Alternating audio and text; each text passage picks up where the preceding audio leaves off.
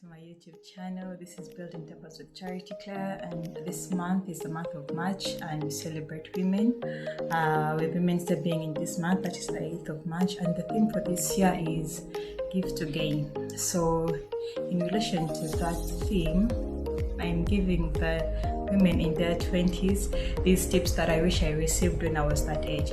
So, sit back and pick a thing or two. Okay, yeah.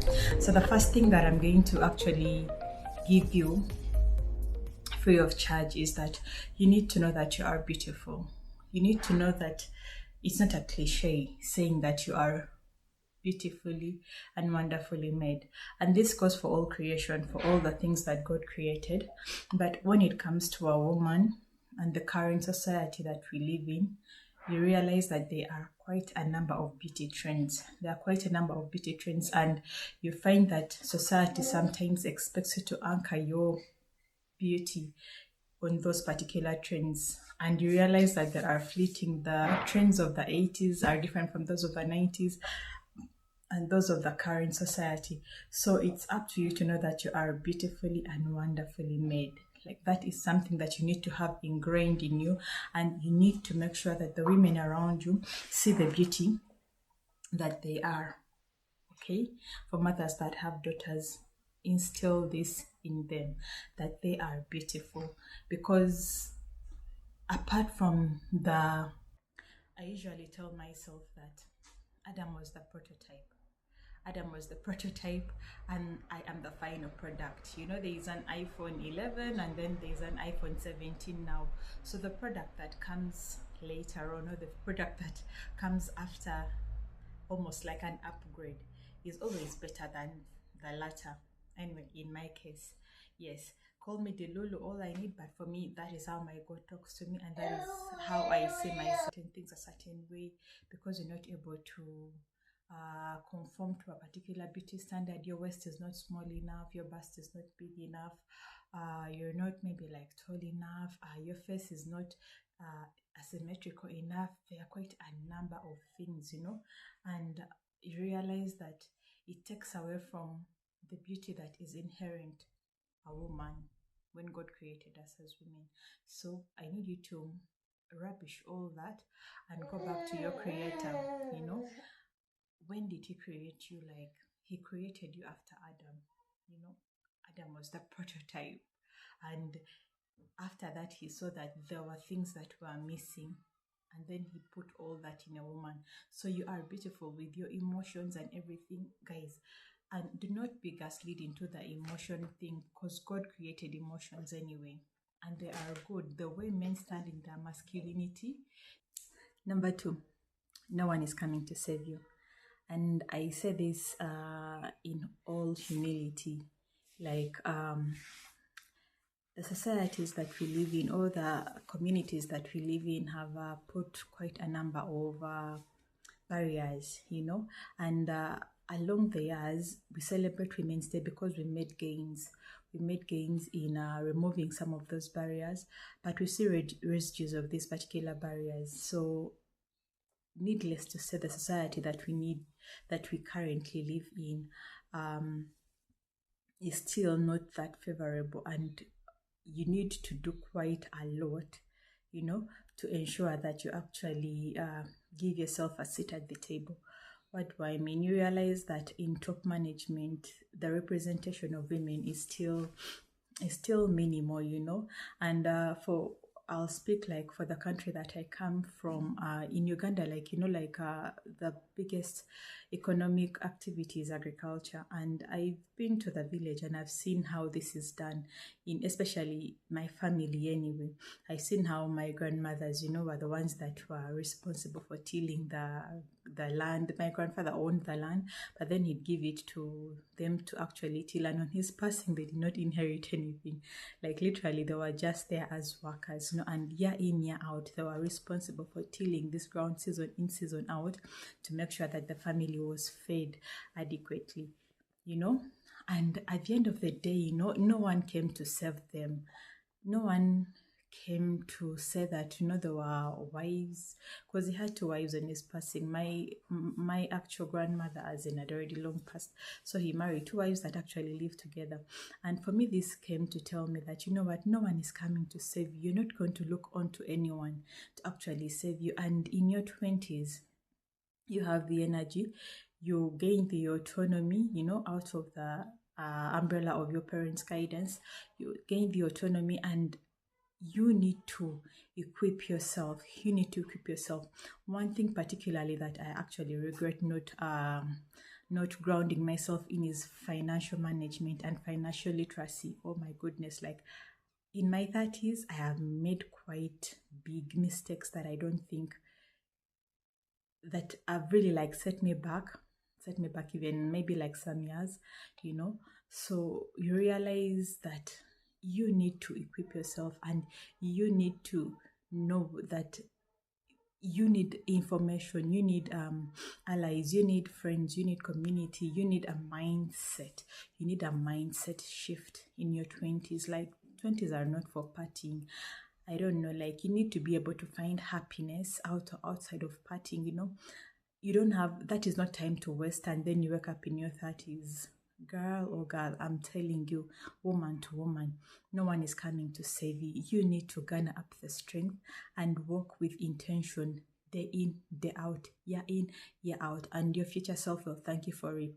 So no one is coming to save you, darling. And as women, we can hold each other's hands, but when the burden gets heavy, because it does at some point, you will have to carry your own with your two hands. So make sure that you've actually garnered up enough strength. Save, invest, as in do all these things when you still can, especially when you are a single woman. You can do all these things, Don't fall into the trap of, now that you have a degree, the next normal thing is get married. No. Whom are you getting married to? Whom are you getting married to? What is their mindset? And the only thing that can save you from other people's shenanigans, a man's shenanigans, a husband's shenanigans, is if you've actually fortified yourself in your 20s, and in the time that you had your strength, you had your time, and you had your energy, not being demanded for by other people or other dependents. Okay, so darling, no one is coming to save you, and if they come, they might not come in time, or they might not come timely, or in the precision and the effectiveness or efficiency that you actually want them to come in. So no one is coming to save you. Okay, number three, delay on the side of a woman is death. Is almost similar to death. I cannot stress this enough. Like, this is something that I faced myself, and in my 30s, I'm now heading to my late 30s, and I feel like when it comes to delay and agenda, like there's a way it hits differently. And my regret or my wish in this is that I wish I picked it up early. I wish I picked it up early, so that I'm able to remedy the situation in time. What do I mean by this? I'm not even talking about the biological clock. But in terms of delay, I'm not talking about the biological clock. That one we all know, and of course it speaks to it as well. But then, like, when you experience delay as a woman, with already the hurdles that are placed in front of you, like, it will set you back quite a while. It will set you back quite a while. And this is something that you can actually remedy while you're in your 20s. How do you do this? I need you to equip yourself with information, and I need you to set yourself a very good financial, and set yourself up financially for the future. So for me, how this actually manifested in my life is that I felt like I could, when I was earning money, I felt like I could actually save like the world. So every problem that came, I was there giving. Everyone that needed help, I was giving out of like out above and beyond, and it's almost like emptying myself out. Only that I didn't really realize that, what, there could be a time when you actually don't have work. And now for me, when I gave birth, I worked for the 6 months, as in the 3 months maternity leave, and then 3 other months, and then my contract wasn't renewed. And ever since then, I've not actually had work. Now, if I had fortified myself, I would be able to like swim through that tide, easily. But then now you realize that you don't have a source of income, you did not save quite well, for such times, so that you can maintain a certain level of your lifestyle, and also be able to get yourself other opportunities, because delay will actually extend even opportunities that you would normally get easily. So I need you to know that on your side as a woman, when you start a family, you get married, start a family, and then start having children, the demand on your time and the demand on your resources is going to be way heavier. And that means that the taking away from your time means that you now don't have time to actually pursue some of the things that you would have pursued even normally. So I need you to know that delay on your side is a real thing, and you need to deal with it squarely if you're experiencing it, and you need to be on the lookout for it. Make sure that you are doing things in the time that they're supposed to be done. And also, as a woman, you need to buffer yourself up. Because you are expected to be the primary caregiver. Yes, we are making gains in gender equality, and we're finding that more men are understanding what it takes to be a parent. But the onus is on you actually to. More men are stepping up and stepping in to also share the parenting journey or the parenting burden. But then as a woman, like, you realize that if you're delayed and then you start giving birth, like, it's going to take you more time to, as in, maintain the gains that you had already garnered up, or even you might lose the gains that you had made as you were coming. So you need to look out for delay and make sure that you deal with it squarely. How do I deal with it? Like, pray, seek God, like the restoration that God can give. There's a reason. I think there's a reason why that part of restoration is there, and for him to restore the years that were eaten by the cankerworm, because God, I think God is a girl dad, because I think he knew that, what, when you start giving your time, as in for childbirth and child rearing, time is going to go, and you might not be able to recover as faster as your male counterparts. So fortify yourself and look out for delay and deal with it squarely. Most importantly, or most likely, or the best part is to deal with it even before you enter into marriage, because the distractions that are there, it may just get you unawares and you'll never be able to recover. So delay for a woman with us swimming against the tides is something that you don't want to experience, and if you're experiencing it, there's restoration and there's redemption in Christ, but then you need to do your part. You need to actually tackle the problem head on, like knuckle down and then tackle it. Okay, I think we're number 4. Learn not to gaslight yourself. Do not gaslight yourself as a woman.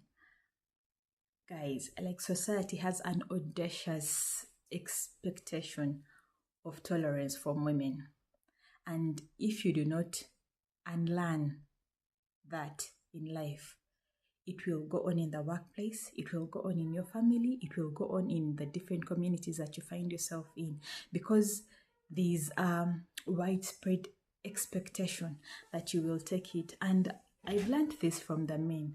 Men do not gaslight themselves. Like, even if they feel, or they I don't know, perceive that is disrespect, they will call it disrespect, even when it's not disrespect. For example, you will call out your spouse or male, someone, a man, on something that he's doing, and literally he's doing something wrong. But for him, that will be perceived as disrespect. It will be perceived as disrespect. I'm not saying that it is a good thing, because also it stunts your growth as a person. If you're that kind of person that cannot take feedback, cannot take constructive criticism, and you always need decorum in someone bringing something to you. But as a lady, like, you need to unlearn that, because I realize that society audaciously expects you to tolerate a lot of nonsense. Yes, a lot of nonsense. Like, there's an entitlement on your time, there's an entitlement on your energy, there's an entitlement on your whole being as a woman, and sometimes I've seen women being treated as, donkeys, like a beast of burden, and you're overworked, and you're not allowed to actually allowed to say that I'm tired. And I'm like, that is your reality. Do not gaslight yourself out of the reality that I'm tired. I don't know how many of us have been gaslit out of the pain that we get when we have cramps. Guys, and this one especially, I've seen research and I've seen studies saying that this pain is almost equated to the pain that someone feels when they get a heart attack. And we have to show up in the world like as if we are going through nothing. Like, we need to gaslight ourselves out of our reality. And this one, like, hit me so much because, once I gave birth, I was able to, I no longer feel those pains, So they told me, like, that is one of the positive things that you will get, like, those cramps, just give birth, they'll go. And, having a pain-free period. And I was like, God, like, the difference is day and night. And I'm like, you mean someone who sits in office like this without pain would tell the other Claire that is feeling pain equated to a heart attack, that they're not the first one, that they should just, like, swallow it up and, be a woman? Like, guys, do not gaslight yourself. If you are disrespected, call it what it is, disrespect. And you are not difficult for actually not tolerating that. Because the other thing is that the society has also made women that actually are vocal about the things that are not right, especially done to women, they name them and term them difficult. No, you are not difficult. And if being difficult is what it takes for you to actually get your voice back, then so be it. Because you as a woman, like, the more you fortify yourself not to tolerate that kind of disrespect and those kind of behaviors from other people, that teaches people how to treat you. And you need to learn this earlier on, because when you're young, sometimes you're like, I'm young, so I need to just, fit in, I need to do this and this, and, I don't need to rock the boat. Girl, rock that boat. Do not gaslight yourself to make everyone else comfortable. We need to unlearn this, and we need, as an older generation, as a millennial passing on the baton, I need to pass on a baton to tell women that do not gaslight yourself. Call things for what they are. Disrespect is disrespect. Inconsideration is inconsideration. If you're fatigued and tired, you're fatigued and tired. Don't wait to fall into depression. Don't wait. I told you no one is coming to save you. In the days of old, some people depended on the fact that the contribution of women was overlooked, and people would simply be like, you work in the home. I've had men saying that we built the society, we built the roads, we constructed the roads. Mister, your liver, your spine, your skull, your bones, that mouth you're using to speak was constructed by a woman. Fight with that. Like, women, don't gaslight yourself. Your contribution is very important. Your contribution is very key. Your contribution is the backbone to society. I'm not even going to talk about the women whose inventions were actually not applauded or actually accredited to them, but there's quite a number of that. But then let's talk about the fact that we literally make people. That is a flex. That is such a flex. You make people, and someone wants to gaslight you that what do you bring to the table? Okay, if you think that you bring the table, I give you the hands that made the table. Like I made your hands that made the table in my tummy. Like you were coded to me. So, like women, guys, 2026 we are giving to gain, and those are the tips that I can give to any woman, any younger woman out there to succeed. I'm rooting for you, and go out there, shine and shine bright and shine unapologetically. Yep. So anyway, bye for now. Feel free to subscribe to this channel if you feel like that is a vibe that you like. I talk about such and many things, and yeah, my name once again is Charity Claire. This is Building Tables. Like, share, and comment below. Like, what are those things that the older generation would like to pass on, or what are the things that the younger generation thinks they need to receive from us as women? Otherwise, we're giving to gain this 2020.